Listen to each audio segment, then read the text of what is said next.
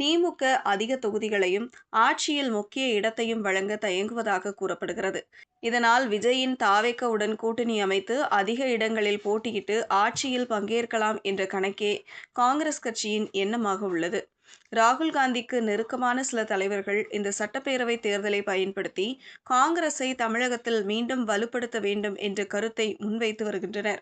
திமுக கூட்டணியில் 40 தொகுதிகள் அல்லது தவேகாவுடன் 75 தொகுதிகள் கிடைத்தால் தற்போதைய நிலையை விட அதிக இடங்களில் வெற்றி பெற முடியும் என்றும், குறைந்தது 10% வாக்கு வங்கியை நிரூபிக்க முடியும் என்றும் காங்கிரஸ் தலைமை கருதுகிறது. இதன் மூலம் 2029 மக்களவைத் தேர்தலில் தற்போது உள்ள 10 எம்பிக்கள் எண்ணிக்கையை 20ஆக உயர்த்தலாம் என்பதே அவர்களின் அரசியல் கணக்கு. ஆனால் இதற்கு எதிராக சிதம்பரம், திருநாவுக்கரசர், செல்வப்பெருந்தகை போன்ற மூத்த தலைவர்கள் திமுக கூட்டணியில் தொடர்வதே பாதுகாப்பானது என்றும், அதுவே வெற்றி வாய்ப்பை உறுதி செய்யும் என்றும் வலியுறுத்தி வருகின்றனர்.